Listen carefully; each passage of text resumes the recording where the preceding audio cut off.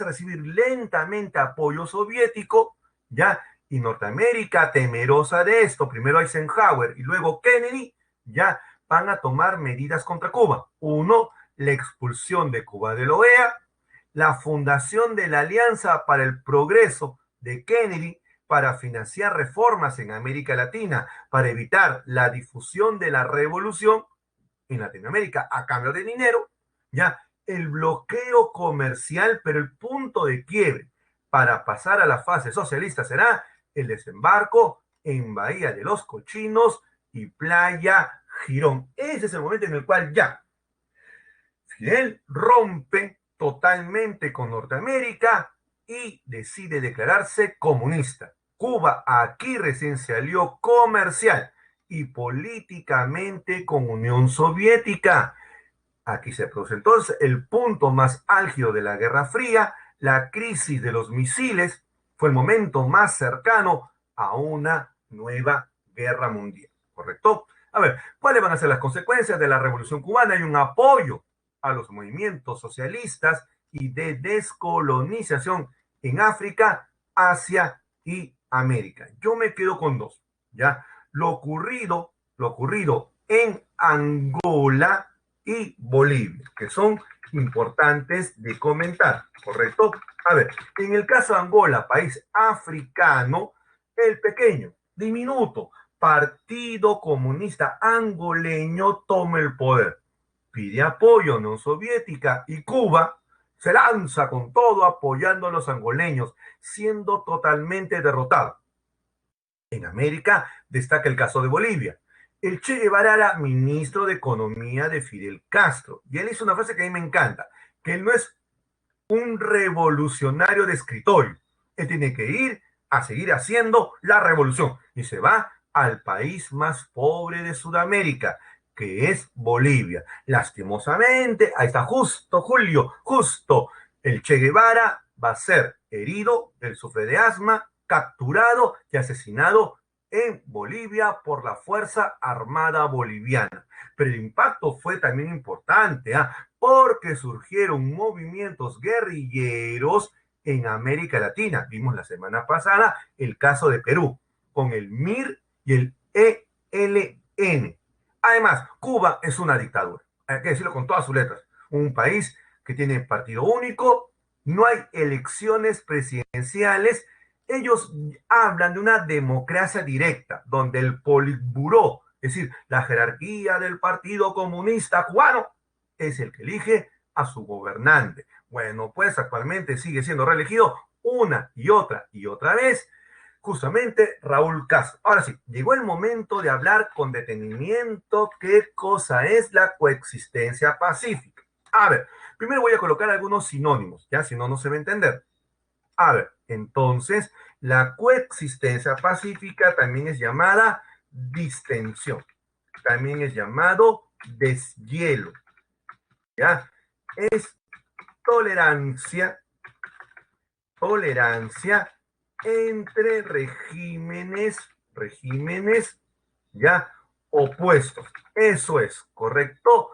Muy bien. Entonces, cuando hablamos de la coexistencia pacífica, ¿correcto? Ya hay que hacer mención, ya hay que hacer mención de esto. Ahora, en primer lugar, las superpotencias buscan tolerarse, ¿ya? Que ambos sistemas, que son opuestos y diferentes, puedan convivir, lo cual no implica que no haya estado exento de enfrentamientos.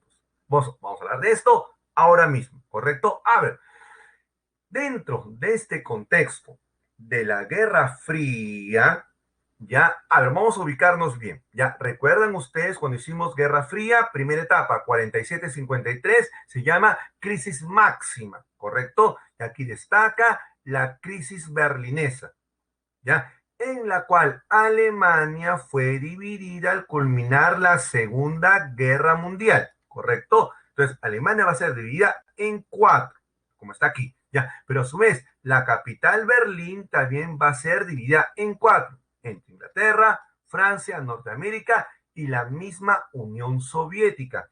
El problema radica, y aquí está la crisis berlinesa, es que Berlín también está dividida en cuatro, pero Norteamérica convence a Inglaterra y Francia para unir sus Berlines. Así que vamos a ver dos Berlines, Berlín Oriental y Berlín Occidental. La Unión Soviética entonces, eso vamos a ver en un rato más, para explicar todo con calma, años después construirá el muro de Berlín.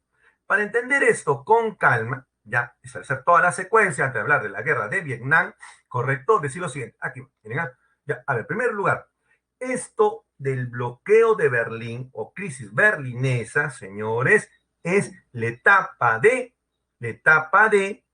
la crisis máxima con que se inicia la Guerra Fría, ¿correcto? Entonces hemos dicho que con la conferencia de Yalta, Yalta queda en Ucrania, se decide la división de Alemania y su capital Berlín en cuatro zonas, como se ve aquí en los dos mapas. Este es el mapa de Berlín, este es el mapa de Alemania. Correcto, muy bien. A ver, hemos dicho que Norteamérica impulsa la unión de sus Berlines y estalla el bloqueo de Berlín, porque Stalin responde de la siguiente manera. Dirá, a partir de ahora, Berlín será bloqueado por vía fluvial y vía terrestre. Stalin no dice nada de la vía aérea. Es por ello que Truman, doctrina Truman, ya establecerá un puente aéreo. ¿Ya? Así como tras un año de bloqueo, esto fracasará. Va a ser una victoria moral del bloque capitalista norteamericano. Señores, sobrevolaron 9.000 aviones, 4.000 toneladas de suministros al día, le lanzaban todo desde el aire. Era espectacular. Ante ello entonces, Norteamérica propone a Inglaterra y Francia juntar sus Alemanias y surge la República Federal Alemana, también llamada ya Alemania Occidental o Alemania del Oeste, y en respuesta la Unión Soviética crea la RDA, la República Democrática Alemana, también llamada Alemania Oriental o Alemania del Este, ¿correcto? A ver, ahí no queda la cosa. ¿Ya? A ver, Julio, profe, ¿cuál fue el punto de dividir en cuatro Alemania? Ah, porque se divide en cuatro, porque Alemania lo va a atacar Francia, Inglaterra, Norteamérica y Unión Soviética. Así que cada uno quiere su pedazo de Alemania. Pero como quedan tan débiles Francia e Inglaterra, quien tiene todo el poder es Norteamérica, que los termina convenciendo para juntar sus Alemanes, ¿correcto? A ver, entonces, Berlín y Alemania Occidental atravesarán por lo que se conoce como el milagro alemán, que fue una rápida recuperación económica. Su canciller Konrad Adenauer, personaje brillante, ya con apoyo norteamericano, claro que sí, va a recuperar rápidamente a Alemania. En ese contexto, entonces, ¿qué cosa hará Norteamérica? Le hará un gran estilo de vida a los de Berlín Occidental, ¿correcto? Por eso que hay una huida de berlineses de la RDA a la RFA. ¿Se dan cuenta? Y ante ello, entonces, Khrushchev, esto ya es coexistencia pacífica. Khrushchev y Kennedy tienen que negociar para evitar el éxodo de Oriente a Occidente. Lastimosamente, Khrushchev no acepta las exigencias de Kennedy y él es el que ordena la construcción del muro de Berlín que primero dividirá los dos Berlines, pero que luego se extiende a toda Alemania. Fue alucinante. Fue un momento también difícil en la Guerra Fría 1961. ¿Por qué? Porque cuando levanta el muro Khrushchev, Kennedy, para evitar una tercera guerra mundial, pone paños fríos diciéndole a los de Berlín Occidental que no se preocupe, que tendrán todo el apoyo norteamericano. Y fue brillante. Yo creo que Kennedy manejó muy bien la crisis del muro de Berlín, mejor que lo que manejó la situación en Bahía de los Cochinos, ¿correcto? Y manejó también brillantemente Kennedy lo que fue la crisis de los misiles cubanos. Lastimosamente, al poco tiempo lo matan a Kennedy y seguimos con la coexistencia pacífica. A ver, la guerra de Vietnam. Ya aquí destaca la figura de Ho Chi Minh. Como hemos dicho, a Vietnam. Ya la península de Indochina la han partido en tres y a la pobre Vietnam la han partido en dos.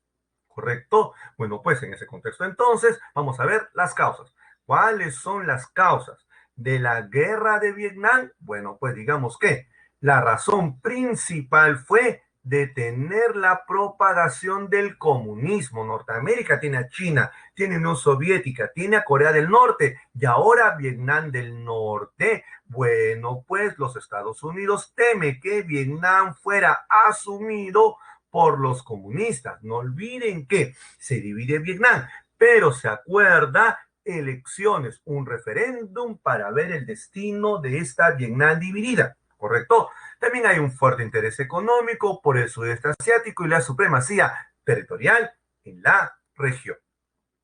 Ahora vamos a profundidad las causas de esta guerra. Por un lado está el tan anhelado deseo de reunificación de Vietnam del Norte, pero también tiene que enfrentar a la negativa de reunificación por parte de Vietnam del Sur por la presión norteamericana. Es por ello que Ho Chi Minh, que es un tipo muy astuto, decide crear el Vietcong, que es el Vietcong, un movimiento comunista que ataca el sur. A ver, Ho Chi Minh llega a esta conclusión, ¿ya? ¿Por qué Corea está partido en dos? Porque Corea del Norte invadió el sur. Yo no pienso invadir el sur. Voy a crear una guerrilla que va a hacer atentados terroristas en el sur. ¿Ya? Bueno, pues son tan fuertes que el referéndum, ¿ya? Para la reunificación de Vietnam será cancelado cuando venga un golpe de Estado por parte de Dien, que será presidente de Vietnam del Sur con apoyo de Estados Unidos. Y es ahí cuando comienza todo el bolondrón, ¿correcto? A ver, muy bien. Causas. ¿Ya? Estados Unidos busca frenar el avance comunista en Asia, exactamente, sudeste asiático. Busca mantener, como hemos dicho entonces, la hegemonía en el sudeste asiático. Ya Norteamérica tiene un gran temor ante la expansión comunista, pero lo que viene primero es una guerra civil, ¿correcto? Norteamérica frena el proceso electoral para reunificar Vietnam, no convoca plebiscito. Incluso Norteamérica, debido a los ataques del Vietcong, vendió armas y preparó tropas survietnamitas para derrotar al Vietcong, guerrilla comunista del sur y Vietnam del Norte, pero no tuvo éxito. Bueno, pues Norteamérica está enfrascado luchando en Vietnam del Sur para acabar con el Vietcong, que no puede, pero ahora él tiene que meterse en el norte. Pero para ello tiene que haber un motivo. En realidad, un pretexto norteamericano. Aducirán el famoso incidente en el Golfo de Tonkin, donde se atacó el famoso Maddox por parte de los vietnamitas. Señores, es mentira. La nave Maddox nunca fue atacada por norvietnamitas. Los norteamericanos se autoatacaron y tuvieron el pretexto para iniciar sus ataques en Vietnam del Norte. Bueno, pues, pero no se dieron cuenta que las tropas norvietnamitas tenían mayor experiencia, habían luchado años contra Francia, tienen un mejor conocimiento de su espacio geográfico. Ante la guerra de Vietnam, que fue terrible, hubo un gran rechazo internacional y local a la intervención de Estados Unidos, ¿correcto? Bueno, pues vamos a ver aquí en nuestro PPT que cuenta con detalle todas las fases de la guerra de Vietnam, ¿correcto? Y se puede entender mejor esto. A ver, rápidamente. Muy bien, por aquí. Hemos dicho entonces, la guerra ya se ataca con bombas de napalm, bombas incendiarias, se es librada en frentes de batalla, los norvietnamitas atacan ya de manera subterránea, haciendo túneles con táctica de guerra de guerrillas, bajo la provocación de sabotajes y destrucciones masivas de los territorios, impidiendo que los norteamericanos pudieran instalarse en la región. Ante eso entonces, ya, ante eso entonces, hay un fuerte rechazo, un gran movimiento antiguerra, ya, que será impulsado por el hipismo. Este movimiento juvenil, ya, paz y amor, se opondrá fuertemente a la guerra. La guerra que tiene cuatro fases. En un comienzo, el sur pierde territorio año a año, ya, contra los ataques del Vietcong. Estados Unidos no interviene directamente, sino indirectamente. Luego vendrá una segunda fase en la cual ya los norteamericanos intervienen directamente tras el incidente del Golfo de Tonkin, ¿ya? Y es aquí cuando la guerra comienza a ser perdida. El presidente Nixon habla de la vietnamización de la guerra. ¿Qué implica esto? Que Vietnam luche su propia guerra sin participación norteamericana. ¿Correcto? Bueno, pues Norteamérica está perdiendo la guerra. No olvidemos que Unión Soviética apoya al Vietcong y al norte. Finalmente, la cuarta fase ya de la crisis total, ya se firman los acuerdos de París. Norteamérica declara el alto al fuego. Sunmi, pues, disculpe, Norteamérica, ¿cómo interviene indirectamente? Ah, claro, al comienzo, cuando todavía no hay incidente en el Golfo de Tonkin, ya Norteamérica envía supervisores militares a Vietnam del Sur para entrenar a los de Vietnam del Sur para enfrentar al Vietcong. Ya cuando viene el incidente del Golfo de Tonkin, ya Norteamérica se viene con todo. Mueren 65,000 soldados norteamericanos, más de 4 millones de vietnamitas. Fue brutal la guerra, ¿ya? Y se firman los acuerdos de París, por el cual Norteamérica da un alto al fuego y se retira de Vietnam. Fue la primera guerra donde será derrotado Norteamérica. En Corea no fue derrotado, fue un empate, entre comillas, ¿no? Encantados son y pregunten, yo estoy aquí para responderles, pregunten, pregunten y pregunten. Muy bien, a ver, la etapa final, ¿ya? Se produce la famosa ofensiva del Tet. Señores, el Tet es una gran celebración en Vietnam, ¿ya? Los norteamericanos confiados, es como la Semana Santa o la Navidad para el mundo cristiano, ¿correcto? Es una gran festividad. Y los norteamericanos no piensan que los vietnamitas van a atacar en el Tet. Bueno, pues vendrá la gran ofensiva del Tet. Esto se suma el rechazo de la opinión pública a continuar la guerra, los hippies que reclaman mucho, y estalla el famoso escándalo del Watergate. A ver, les cuento muy simple. Nixon, que quiere reelegirse a la presidencia, ¿ya? Entonces ordena que se metan a las oficinas del Partido Demócrata. Nixon es Partido Republicano. Esa incursión en las instalaciones del Partido Demócrata, ¿ya? ¿Listo? Va a ser sacado a la luz. Y en consecuencia estallará lo que se conoce como el Watergate. Ya un presidente debilitado por este caso de espionaje, ya tendrá que retirar sus tropas de la guerra, la vietnamización de la guerra, la conferencia de París. Finalmente, Vietnam del Sur fue derrotado, ¿ya? Y será unificado Vietnam, ¿correcto? Bueno, pues lastimosamente Ho Chi Minh no podrá ver esto porque unos años antes ya había muerto. A ver, entonces pasamos a ver rápidamente la fase final de la guerra. A ver, la fase final, a ver, hay que decirlo. El rebrote de la guerra, que es la siguiente fase, ya, va a durar hasta 1985, ¿correcto? Aquí, quien va a destacar va a ser la figura de Ronald Reagan, ¿correcto? Bueno, pues la famosa doctrina Reagan. Son medidas diplomáticas de Estados Unidos para debilitar la influencia soviética a través de ataques a gobiernos comunistas y la promoción del liberalismo. Hay un rebrote de la Guerra Fría. Reagan tiene la cosa bien clara. Tenemos que debilitar a la Unión Soviética. ¿Cómo lo hacemos? Fácil. Vamos a intervenir en la guerra de Afganistán, la cual había sido invadida por Unión Soviética, apoyando a los talibanes de Osama Bin Laden. Vamos a promover el liberalismo. Aquí se va a impulsar la tercera revolución industrial de corte tecnológico. En el Perú llegará recién en los años 90 con Alberto Fujimori.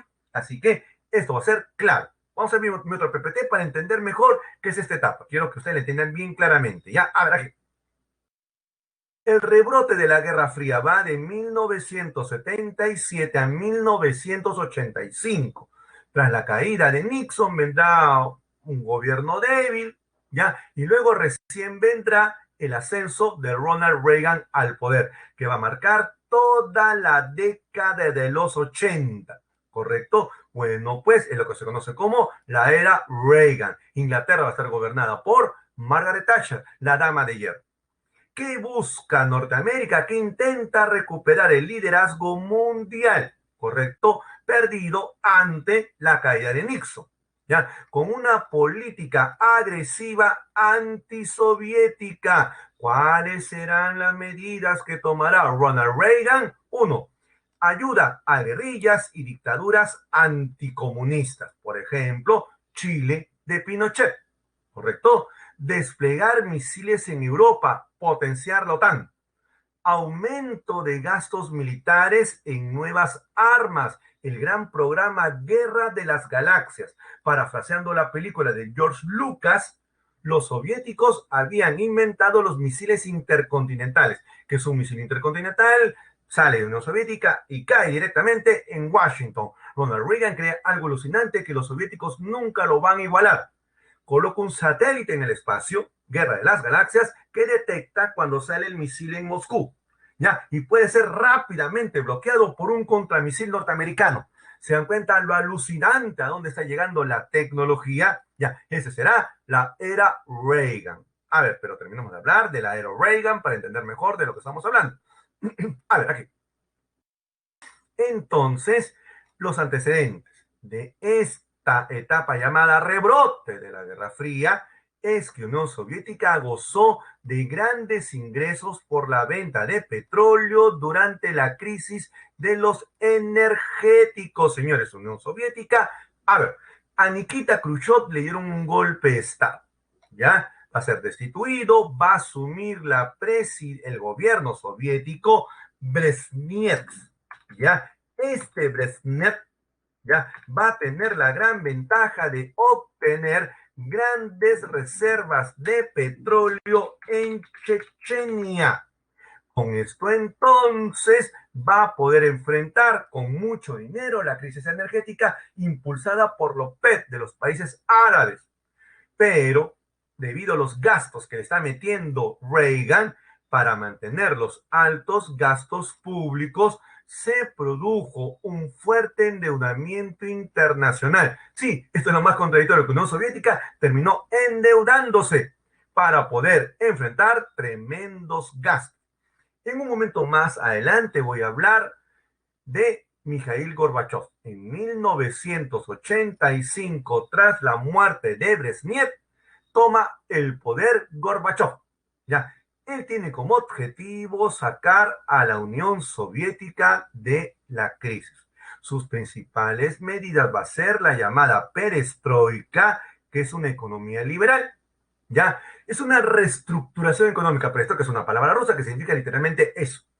Y en segundo lugar, glasnost, que es una palabra rusa que significa transparencia informativa. Se basa en la libertad de prensa, ¿ya? Y respeto de los derechos humanos. En realidad es una democratización, ¿correcto? Ya, pero esto vamos a explicarlo cuando hagamos la desintegración de la Unión Soviética más adelante, ¿correcto?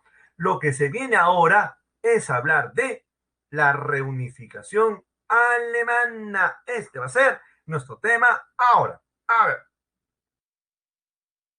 Entonces, por un lado tenemos el desarrollo industrial y política de acercamiento de Oriente por la RFA. Lo brillante de Konrad Adenauer no va a ser únicamente ya su gran desarrollo económico milagro alemán, sino que tenderá puentes con la República Democrática Alemana.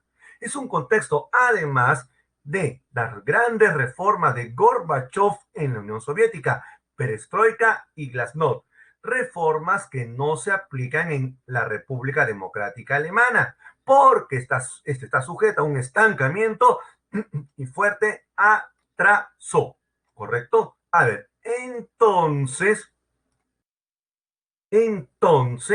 ¿ya? ¿Por qué se da este estancamiento y atraso? Porque no se insertó en la tercera revolución industrial de carácter tecnológico. Cuando Norteamérica, Inglaterra, Asia está atravesando ya la tercera revolución industrial tecnológica, la República Democrática Alemana no lo hace. Vamos a ver aquí con detenimiento qué ocurre. Muy bien, entonces todo se da bajo este contexto, ¿correcto? A ver, en septiembre del 89 hay una apertura de una brecha en el telón de acero, ¿no? O cortina de hierro, como llamaba el muro de Berlín, Winston Churchill, ¿correcto? Bueno, pues complementariamente, en octubre del 89, Gorbachev anuncia que las tropas soviéticas no intervendrán, ¿ya? Ellos son los que resguardan el muro de Berlín. Bueno, pues en noviembre del 89, Honecker, presidente de la RDA, invitará a Mikhail Gorbachev a celebrar los 40 años de creación de la República Democrática Alemana. Bueno, pues Gorbachev va, pero en vez de apoyar a Honecker, da una crítica tremenda y lo acusa que es el responsable de la crisis, que porque no hace perestroika, no hace glasnost. Bueno, pues la gente molesta, cerca de 1 millón de personas, no se quieren mover. Honecker ordena que el Stasi, que es la policía de la RDA, ya dispare contra la gente, se oponen y por el contrario provocan la caída de Honecker, siendo sustituido por Egon Krenz, quien decide abrir el muro de Berlín. Pero lo que ellos anhelan realmente es la unificación. Así que en 1990 se firma el Tratado 2+4, también llamado Tratado de Moscú, ya que Gorbachev fue quien invitó a las dos Alemanias más las 4 potencias ocupantes de la Segunda Guerra Mundial, Norteamérica, Francia, Inglaterra y Unión Soviética, a aceptar la reunificación. Porque si los 6 no aceptan, no hay reunificación. Así que la reunificación finalmente requiere un gobernante. Se presentan los dos cancilleres, el de la RDA, el de la RFA, y vence Helmut Kohl, que es de la RFA, que será el presidente o canciller de la reunificación, de la República Reunificada, que se va a llamar a partir de ese momento RFA. ¿Correcto? Muy bien, acá el 9 de julio. Profe, ¿cuál era el mejor país en ese entonces? De lejos la RFA. La RFA de lejos. Aunque la RDA era el que tenía mejor nivel de vida en todo el bloque comunista. Después de la Unión Soviética, el país que tenía mejor nivel de vida ya era la RDA. Pero si tú comparas el nivel de vida de RDA con el nivel de vida de RFA, era abismal. La RFA era pues una gran potencia. Por eso es que cuando se reunifica, la RFA es la que impone su nombre a la Alemania reunificada. Ese mismo año van a haber revoluciones populares en Europa del Este. Hemos comentado ya la caída del muro de Berlín, la reunificación alemana. Al comienzo la gente derriba un pequeño tramo del muro con sus propias manos. Aquí se puede ver a las personas colocándose encima del muro, que fue este símbolo de la Guerra Fría. Antes de hablar de la desintegración de la Unión Soviética, vemos aquí un poco más detalles. A ver, entonces, están buenas sus preguntas, recontra chéveres, así que sigan preguntando, por favor. A ver. Consecuencias, el Tratado de Moscú, el 2+4, la reunificación de Alemania, que es la absorción de la débil RDA socialista por la poderosa RFA. Tanto así que Helmut Kohl, canciller elegido, que es de la RFA, de la Alemania reunificada, finalmente impondrá su nombre a este país que se ha vuelto a reunificar. Y ese fue como acaba la historia en ese momento. Ahora, vamos a ver y cómo se desintegró la Unión Soviética. Ya hablamos de Federación Rusa. Bueno, pues, a ver, la desintegración de la Unión Soviética se da por 3 factores. 1, el colapso económico. 2, los movimientos nacionalistas. Y tres, la gran corrupción del Partido Comunista de la Unión Soviética.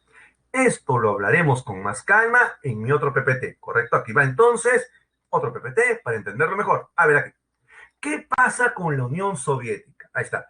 ¿Cuál fue su situación económica, política y social? A ver, comencemos. A ver, Julio, profe, ¿la caída de Berlín es el fin de la Guerra Fría? No, no, no. La caída del muro de Berlín es la caída simbólica, ¿ya? Realmente la Guerra Fría acaba cuando la Unión Soviética se desintegra, porque aquí es un mundo bipolar. O sea, digamos que simbólicamente cae con la caída del muro de Berlín, pero digamos que verdaderamente cae en 1991 cuando se desintegra la Unión Soviética. Ahora, la Unión Soviética está en una etapa de estancamiento político y económico debido a su excesivo gasto militar. ¿Por qué gasta tanta plata Unión Soviética? Bueno, pues gasta tanta plata por querer mantener el ritmo de la carrera armamentista que lo ha metido Norteamérica. Además, ya está gastando mucho dinero debido a la, bueno, finalmente derrota en Afganistán. Ya, les cuento. En Afganistán, el pequeño Partido Comunista Afgano toma el poder y pide apoyo a la Unión Soviética. Norteamérica ni que fuera tonto, así como Unión Soviética apoyó a Vietnam del Norte y el Vietcong con armas, ahora Norteamérica apoyará a los talibanes de Osama Bin Laden contra la Unión Soviética. Pero también hay un gran descenso de la producción agrícola e industrial. Los años de las vacas gordas ya están cayendo. Y además, la autoperpetuación de la dirigencia, lo que se conoce como el Politburó del Partido Comunista de la Unión Soviética, hay que decir lo siguiente, dos factores son claves. Uno, la corrupción. Va a ser terrible en el Partido Comunista de la Unión Soviética. Y dos, la burocratización. Ya, señores, el Partido Comunista era realmente la burocracia del Estado soviético, altamente corrupto. Ahora, eso súmale tú el retraso tecnológico, ya su autoaislamiento de la comunidad científica universal, su no inserción, ya su no inserción, ya en la tercera revolución industrial tecnológica que todo el mundo está atravesando capitalista, terminó colapsando a la Unión Soviética. Hay un gran deterioro de la calidad de vida y súmale tú, el problema del nacionalismo. No olvides tú que Unión Soviética es un estado plurinacional. Son 15 repúblicas con más de 150 pueblos distintos. Hay un fuerte sentimiento de movimientos separatistas, entre ellos los de las repúblicas bálticas, Estonia, Letonia y Lituania, que son las que quieren pues ya zafarse de la Unión Soviética. Pero sigan preguntando, pregunten, que están recontra chéveres sus preguntas. A ver, las reformas de Gorbachev, ¿correcto? Bueno, pues Gorbachev llevó a cabo dos reformas. Una va a ser llamada perestroika, que es reestructuración económica, palabra rusa, que es netamente económica, y glasnost, que significa transparencia informativa, que es netamente política, ¿correcto? A ver, en el plano de la perestroika hay una sustitución de la planificación centralizada, economía del Estado, por las reglas del libre comercio, ¿correcto? Ya, pero lastimosamente esta política de libre comercio impulsada por Gorbachev fracasó. Eso que quede bien claro, generando una crisis brutal en toda la Unión Soviética. Pero a eso hay que sumarle la glasnost, que impulsaba la libertad de prensa, la libertad de expresión, una participación de la sociedad, es decir, en buen castellano, hay que entender la glasnost como democratización en la Unión Soviética. Bueno, pues si tú tienes una crisis económica desbordante, Un país que ha vivido toda su vida en dictadura, que ahora es libre, ¿qué cosa va a hacer? Protestar. Así que esto es básicamente una burbuja que va a explotar. Pero en el plano externo, a Gorbachev sí le va muy bien. Tiene reuniones permanentes con Ronald Reagan, presidente norteamericano, impulsa la reducción de armas nucleares. Gorbachev ya decide retirar sus tropas de Afganistán ante la derrota y bueno, pues esto le permite a Gorbachev ser merecedor del Premio Nobel de la Paz. Pero por más Premio Nobel de la Paz de Gorbachev, no puede evitar la disolución de la Unión Soviética. Entonces, vamos a hablar de el final de la guerra. Siguiente etapa, 1985-1991. Ya, en resumen. Etapa 1, crisis máxima, 47-53. 2, coexistencia pacífica, ¿correcto? 53 ya hasta la construcción del muro de Berlín, ¿correcto? De ahí lo que viene luego va a ser el rebrote de la Guerra Fría, ya, que va a ser entre el 77 y el 85, y luego va a ser el final de la Guerra Fría, que será entre el 85 y el 91. A ver, aquí va. Entonces, los nuevos dirigentes regionales quieren la independencia. Ante la crisis hay un fuerte nacionalismo. Gorbachev no sabe qué hacer y en consecuencia le propone a las repúblicas separatistas, básicamente Estonia, Letonia, Lituania, una renegociación de la Unión Soviética. Bueno, pues esto no les gusta a los militares soviéticos, ya que dan un golpe de Estado, pero sin apoyo popular, son vencidos. ¿Quién será la gran figura que abortará este fallido golpe de Estado? Será Boris Yeltsin. Muy bien, Boris Yeltsin ahora tendrá más poder que el mismísimo Mikhail Gorbachev. Boris Yeltsin, que era diputado, pero luego es presidente de la Federación Rusa, ya va en 1991 a presionar a Gorbachev, ya va a presionar a Gorbachev para que disuelva la Unión Soviética. Y sí, se disuelve la Unión Soviética, se establece la Comunidad de Estados Independientes en dos acuerdos de Almatá, el cual va a durar brevemente porque luego lo que se impone es la Federación Rusa, que es realmente hoy día una potencia mundial. Ya, esto va a ser logrado a través de la figura de Boris Yeltsin. Correcto. Ya, antes de hablar de la globalización, veamos aquí rápidamente. Mi otro PPT, aquí va. A ver, entonces hemos dicho la desintegración. Lituania, Letonia y Estonia se separan de la Unión Soviética. Estas son conocidas como las famosas repúblicas bálticas. Esas son las repúblicas bálticas, ¿correcto? Bueno, pues estas repúblicas bálticas, hemos dicho que Gorbachev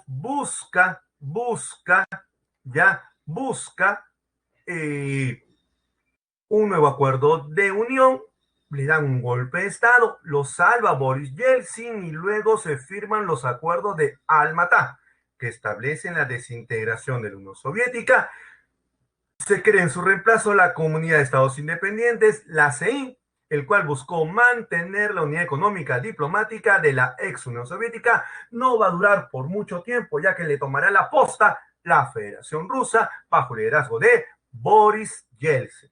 Bueno, pues, ¿cuál será la consecuencia de la desintegración en 1991? El fin de la Guerra Fría, el fin de la bipolaridad. Aquí se da con todas sus fuerzas la globalización. Hay una hegemonía económica. Bueno, a ver, vamos a hacerlo así.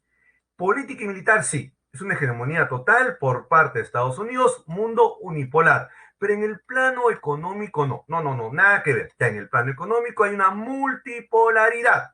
¿Correcto? Entonces, en el plano político sí. Hay unipolaridad. En el plano económico, multipolaridad. ¿Correcto? Finalmente hay una fuerte crisis de la ideología comunista. Por eso que el nuevo orden mundial va a estar marcado por la globalización. Julio, ¿en algún país ha brillado el comunismo? No, el comunismo lastimosamente en ninguna parte del mundo como comunismo total no ha prosperado, ha sido un fracaso rotundo. El único país porque ha mezclado capitalismo ha sido China, pero en ninguna parte del mundo el comunismo ha sido exitoso. A ver, entonces veamos cuáles son las características políticas, pero sigan preguntando, pues estamos hablando ya de los tiempos actuales, tiempos actuales. A ver, entonces, las características políticas. Es el fin de la tensión ideológica entre el este y el oeste. Claro que sí, ¿ok? Se acabó la bipolaridad en el plano político-militar, unipolaridad, ya la democratización, pero esto no puede dejar de lado también los aspectos económicos, sí, claro, en el aspecto económico hay un fortalecimiento del mercado libre con la globalización. Esta etapa es una etapa de un gran poder, ¿ya? Vamos a ver de esta manera. Miren, hemos dicho entonces que en el plano económico hay multipolaridad, pero también un gran poder de las multinacionales. Las multinacionales tienen un gran poder, como ustedes mismos lo pueden ver en la actualidad. Este mundo global, económicamente hablando, va unido a la promoción de los tratados de libre comercio, los bloques comerciales muy potentes. Se ha visto que hay una hegemonía económica mundial de Estados Unidos, que no está solo, tiene que competir con el eje Japón-China, que realmente es un eje muy potente, la Unión Europea, y quizás a nivel latinoamericano, la Alianza del Pacífico. Entonces, como ustedes pueden ver, dentro del plano económico se forman grandes bloques. A ver, en el aspecto cultural hablamos de la aldea global, hablamos de el conocimiento y la cibercultura. Señores, hablamos de la sociedad de la información, la sociedad del conocimiento. Ahora, aparentemente la globalización busca la homogeneidad cultural, pero en realidad la globalización lo que ha provocado es la multiculturalidad, ¿ya? Basado y sustentado en la hegemonía que tiene ya la sociedad de la información y la sociedad del conocimiento. En el plano ideológico, la diplomacia verde, medidas para detener el calentamiento global, el deterioro progresivo del medio ambiente. Es importante que se tome conciencia, esta es parte de la agenda verde, del cambio climático. Ya, antes de hablar de la guerra del Golfo, rápidamente aquí vamos a pasar a ver nuestro PPT sobre lo que es la globalización. A ver, en el plano de la economía, mercados globales, en el plano de la política, democratización y defensa de derechos humanos, aquí se impulsa mucho la igualdad de género. En el plano cultural, las tecnologías de la información y del conocimiento, la multiculturalidad, ¿ya? Y en la cuestión del medio ambiente, los problemas ecológicos globales, sumados también ahora que tenemos la pandemia del COVID-19, a nuevas enfermedades. Son los grandes retos de este mundo globalizado. Ahora sí, veamos los conflictos de esta coyuntura. A ver, en la etapa dentro del rebrote de la Guerra Fría, 1977-1985, se produjo la guerra de Irak contra Irán. Para entenderlo mejor, veamos lo siguiente aquí. Miren, a ver, hay que hablar ahora de la guerra del Golfo Pérsico, ¿correcto? Antecedentes. La revolución islámica iraní, gobierno conservador y antinorteamericano.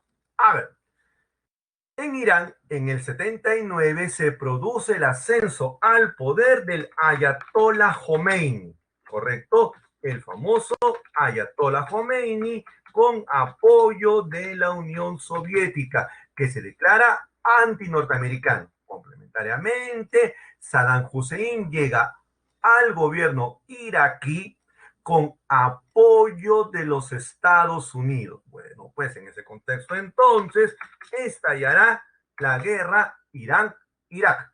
Guerra que es por petróleo, que vencerá Irak sobre Irán. ¿Se dan cuenta? Pero Irak quedó bastante maltrecho con esta sangrienta guerra.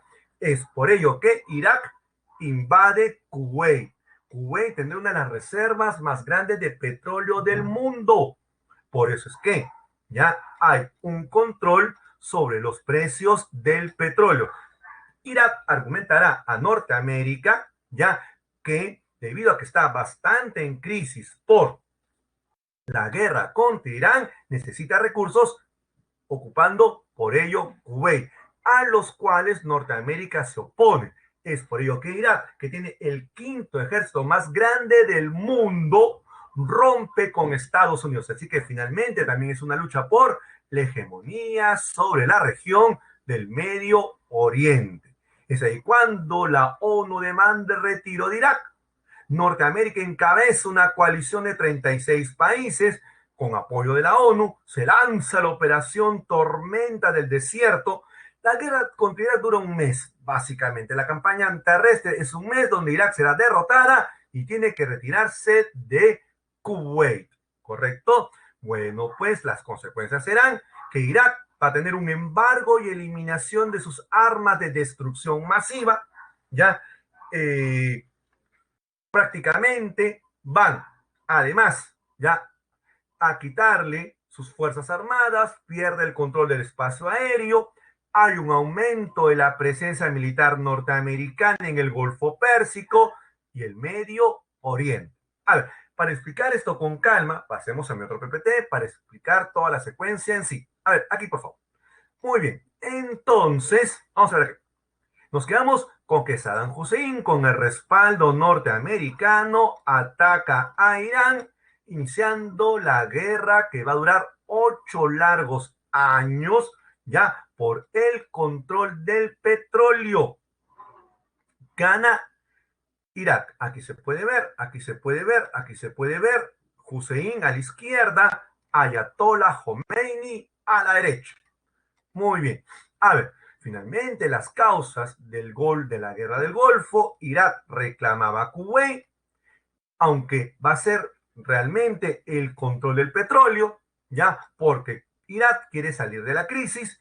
Ante ello entonces, Irak invade Kuwait, Norteamérica no permite esto, Irak rompe con Estados Unidos totalmente, ya, y se forma una gran coalición internacional. ¿Ya? Norteamérica, con el mandato de la ONU, lanzan el despliegue militar más grande de toda la historia después del día D, ¿correcto? Que es la Operación Tormenta del Desierto, por el cual Irak se rindió y acepta todas las condiciones impuestas por la ONU que acabo de mencionar.